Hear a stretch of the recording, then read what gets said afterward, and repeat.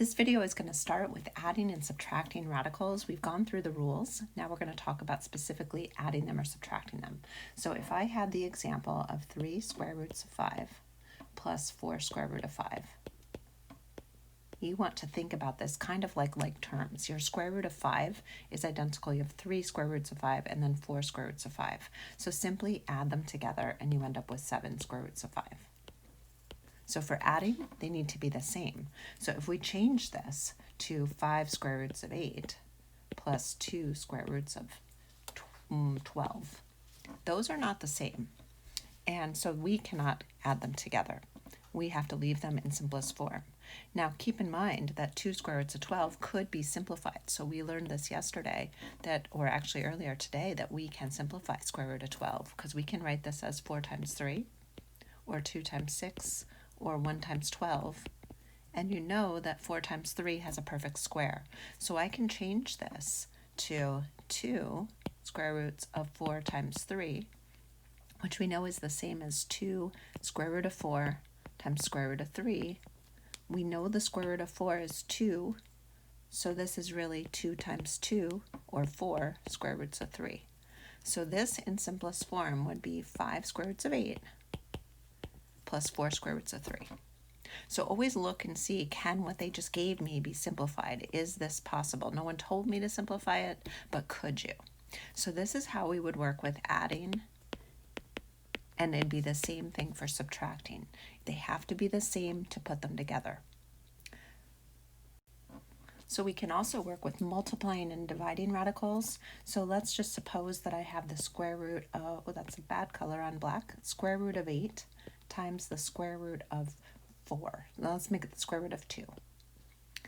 So the square root of 8 times the square root of 2, by our properties, is the same thing as the square root of 8 times 2.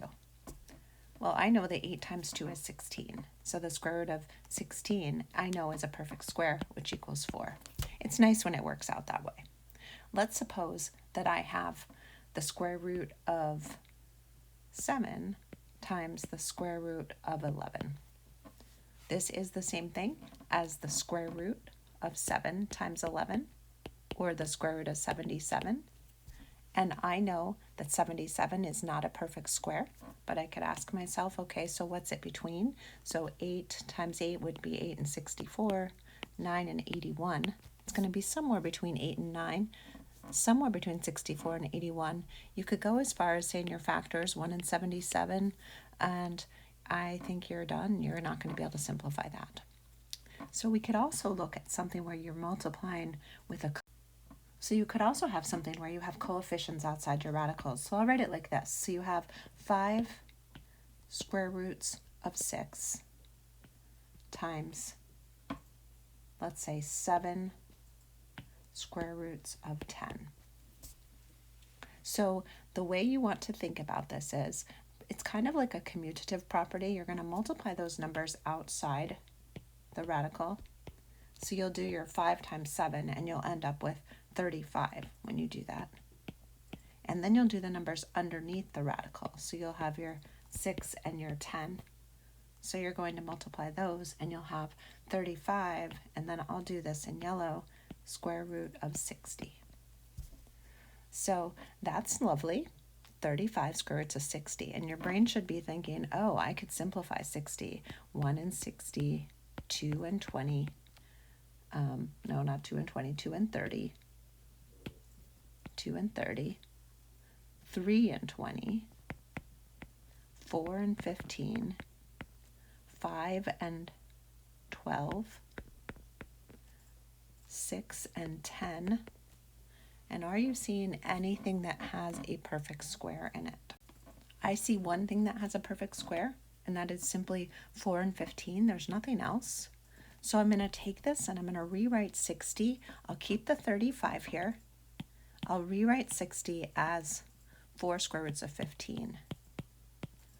Some of you are ready to skip the step of showing the square root of 4 times the square root of 15. You can do that in your head, and some of you need that step. So we've got the 35. I'll change the square root of 4 into a 2, so 35 times 2 square roots of 15. 35 times 2 gives me 70 square roots of 15. So with multiplying, you can do this. Let's add another example.